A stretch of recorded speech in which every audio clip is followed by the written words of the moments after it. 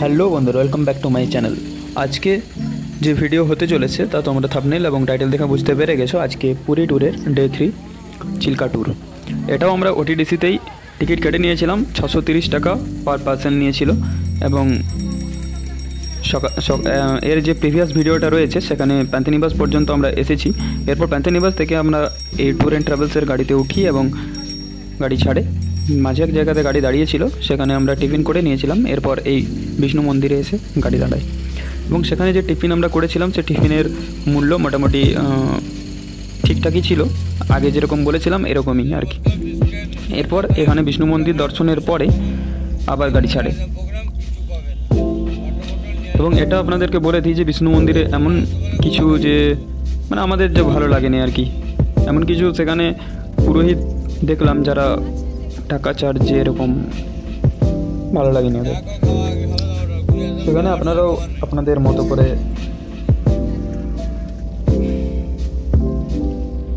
আর কি, সবার আলাদা আলাদা চিন্তা ভাবনা, তাই। এরপর গাড়ি ছাড়ে এবং আমরা চিল্কা ট্যুরের উদ্দেশ্যে যেতে থাকি। আমাদের বাসের যে গাইড ছিল সেই গাইড আমাদেরকে বিভিন্ন বলে দিচ্ছিল যে এইভাবে ট্যুরটা করা হবে। এরপর এই যে দেখতে পাচ্ছ যে জমির ধারে ধারে পুরো জলে ভর্তি, অ্যাকচুয়ালি এখানকার মানুষেরা সব থেকে বেশি এখানে কাঁকড়া, চিংড়ি এই সমস্ত কিছু চাষবাস করে থাকে আর কি।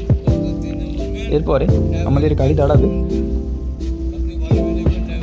যেখানে আমরা লাঞ্চ করবো, সেখানে মানে আমাদেরকে অ্যাকচুয়ালি টোকেনটা আগেই কেটে নিতে হবে আর কি, তবেই আমরা ফেরার সময় এখানে লাঞ্চ করব। এবং এই যে এখানে দাঁড়িয়েছি বর্ষারানী হোটেল, এখানে আমরা লাঞ্চ করেছিলাম এবং এখানে 100 টাকা থেকে শুরু ভেজ প্লেট। এরপর আপনি সেপারেট নিতেই পারেন, যে রাইস নিলেন, এরপর কারি নিলেন বা কিছু নন ভেজ নিলেন, নিতেই পারেন।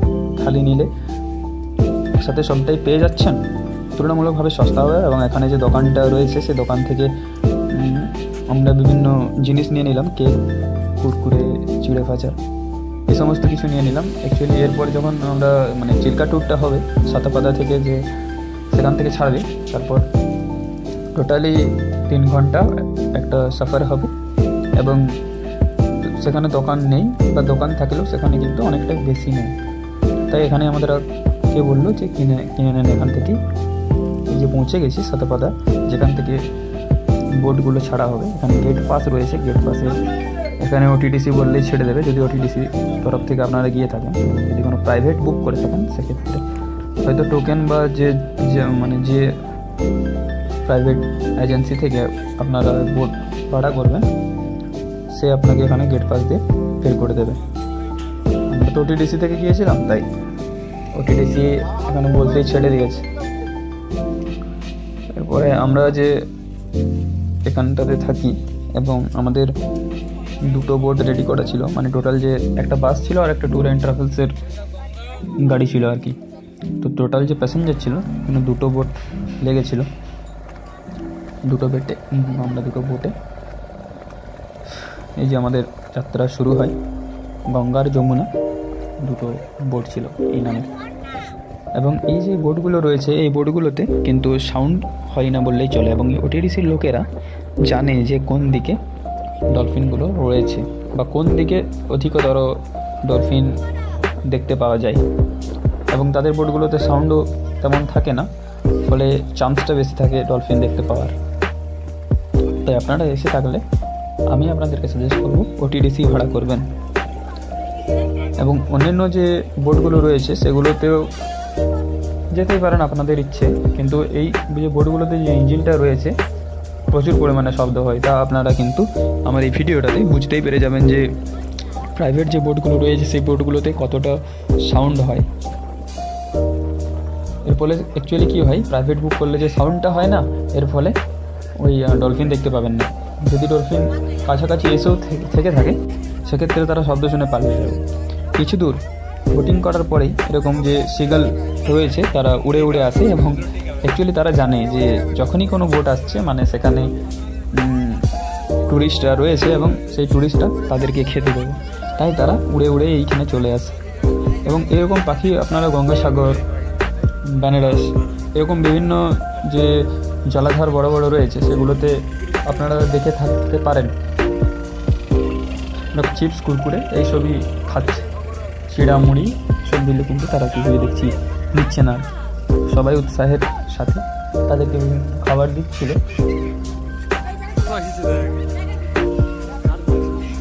এরকম দৃশ্য আমি আগে মানে দেখিনি, যে এরকম জলে একটা ভ্রমণ হচ্ছে এবং পাখিরা এসছে উড়ে উড়ে, ফার্স্ট টাইম।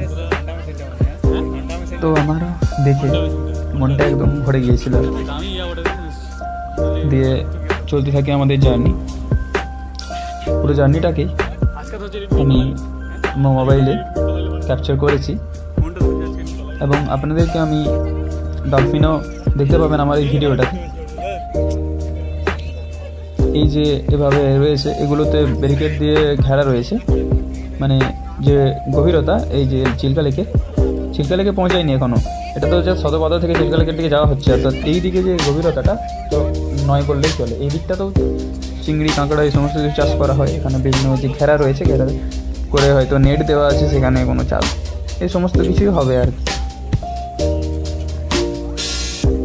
এই সদরপাতা থেকে চিল্কা লেকে আমাদেরকে নিয়ে যাওয়া হচ্ছে। আপনারা যদি ম্যাপে সার্চ করেন তাহলেও বুঝতে পেরে যাবেন যে সামনের দিকটা সদরপাতা জায়গাটা, এরপর চিল্কা লেকটা কিছুটা ভেতরের দিকে এবং গোল করে রয়েছে জায়গাটা, বুঝতে পেরে যাবেন আপনারা।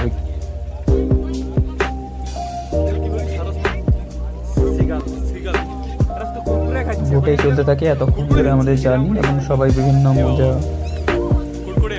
আবার কারো দেখলাম যেটা কেউ বললো যে বোটে তো এত সময়ের জন্য ফার্স্ট টাইম মানে থাকলাম বোটে আর কি, বোটিং এতক্ষণ ধরে, তো শরীর খারাপ লাগছে। সেক্ষেত্রে আপনারা মেডিসিন সব রাখতে পারেন সাথে আর কি, হতেই পারে আর কি, শরীর খারাপ তো হতেই পারে, তাই না? কারণ ফার্স্ট টাইম জলের মধ্যে, মানে একটা জলে যখন আপনি ট্রাভেল করছেন, মানে কি হয়, নৌকোটা তো মানে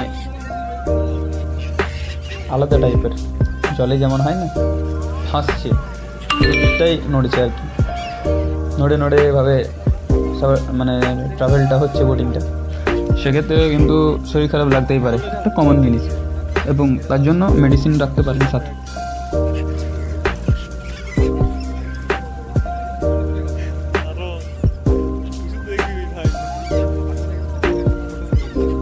এবং খাবার তো অতি অবশ্যই রাখতেই হবে। প্রায় 3, 3.5, 4 ঘন্টার একটা সফর এরকম জলের মধ্যেই। চিল্কা লেক, যদিও চিল্কা লেকে ডলফিন দেখার পরে আবার রিটার্ন আসবে, কিন্তু সে তো আর ডাঙ্গাতে আসছে না, জলের মধ্যে দিয়ে অন্য আর একটা আমাদেরকে দ্বীপে নিয়ে যাবে, যেখানে ক্লাসিক বিচ রয়েছে, যেটা আমার পার্ট 2-তে আপনারা দেখতে পাবেন। ক্লাসিক বিচে কিছু দোকান ছিল, কিন্তু সেই দোকানগুলো কেমন বলবো আর কি, হয়তো আপনাদের পছন্দ নাও হতে পারে, হতেও পারে আবার। এবং রেটটাও অনেকটা বেশি, হয়তো 5 টাকারগুলো 10 টাকা, 10 টাকারগুলো 20 টাকা এরকম। এবং যতগুলো বিচে দেখলাম, বিচের ধারে কোনো ঝিনুক বা শামুক এ টাইপের মানে দেখতে পাই না বললেই চলে। দীঘাতে যেরকম দেখেছি, ওল্ড দীঘা, নিউ দীঘা, মোটামুটি সমুদ্রের ধারে ঝিনুক, শামুক এগুলো ভেসে চলে আসে, কিন্তু পুরীতে দেখতে পাইনি, একমাত্র এই ক্লাসিক বিচেই আমরা পেয়েছিলাম। এবং এই ক্লাসিক বিচে সেখানে অনেক ঝাউ গাছও রয়েছিল, ঝাউ গাছের একটা জঙ্গল টাইপের ছিল আর কি। আমাদেরকে যে দিকটাতে নামিয়ে দিয়েছিল সেই দিকটা পেরিয়ে সেই দিক দিয়ে যখন আমরা ক্লাসিক বিচে যাব, তো একটা ঝাউ জঙ্গল ছিল, ঝাউ গাছের জঙ্গল, সেই জঙ্গল কিন্তু পেরোতে হবে হেঁটে। যারা অন্যান্য এখানে লোকজন এসেছিল পিকনিক করার জন্য, হয়তো স্থানীয় লোকেরা,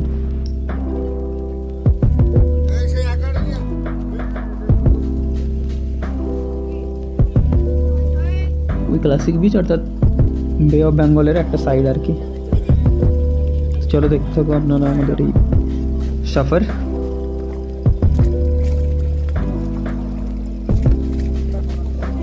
আশা করি আমার এই ভিডিওটা দেখে আপনাদের মধ্যেও একটা এক্সাইটমেন্ট আসবে যে, এবং আপনারা জানতেও পারবেন অনেক ইনফরমেশান যে চিল্কা লেকে এই সমস্ত জিনিস চলে আর কি।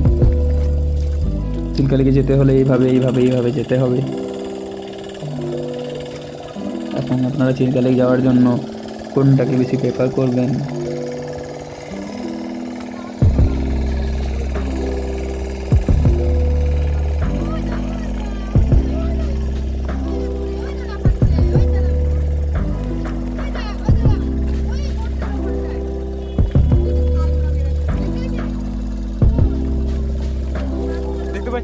দেখতে পাইছি ওই যে বোটটা ওইদিকে আছে, দেখতে পাচ্ছ? দেখবে যেখান থেকে ঢেউটা আজকে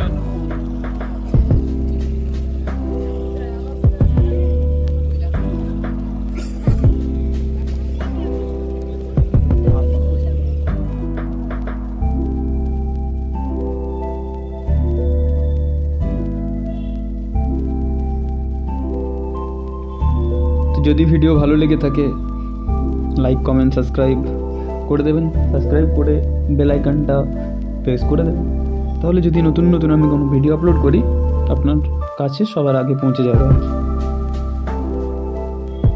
এছাড়াও কোনো ইনফরমেশান যদি দরকার হয় কমেন্ট করতে পারেন, আমি অবশ্যই রিপ্লাই দেবো।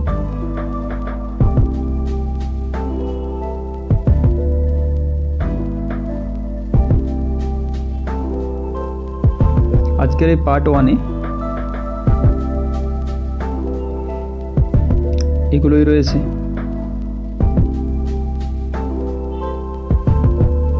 পার্ট 2 আসবে। পার্ট 2-তে আপনারা ওই ক্লাসিক বিচ, ডলফিনও রয়েছে, সবই দেখতে পাবেন আর কি। অনেকেই এখানে দেখলাম বলছে এইদিকে এইদিকে আছে ওইদিকে আছে, অ্যাকচুয়ালি দেখতেই পাইনি। আমি যখনই তাকাচ্ছি কিছুই দেখতে পাচ্ছি না, বা বলছে এইদিকে ওইদিকে, শুধুই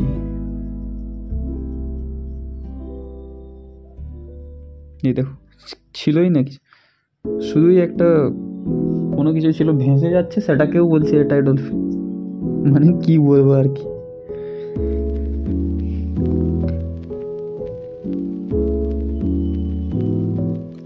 সে সবার মধ্যে, সবার চোখে যেন একটা মানে হিপনোটাইজ হয়ে গেছে যে ডলফিন ডলফিন ডলফিন, একটা এক্সাইটমেন্ট, যেটাকে দেখছে হ্যাঁ এটাই ডলফিন ওটাই ডলফিন, এরকম হয় নাকি?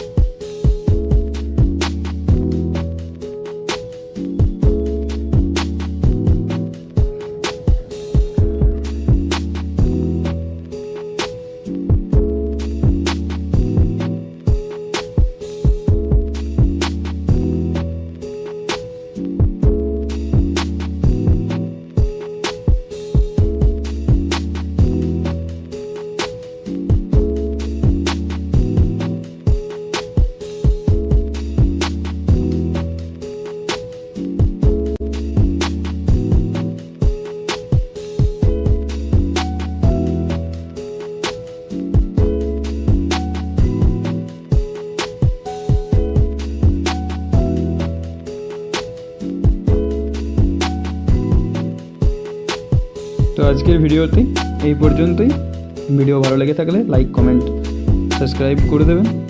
তো tata and thank you for watching my video. চলো দেখা হচ্ছে নেক্সট ভিডিওতে।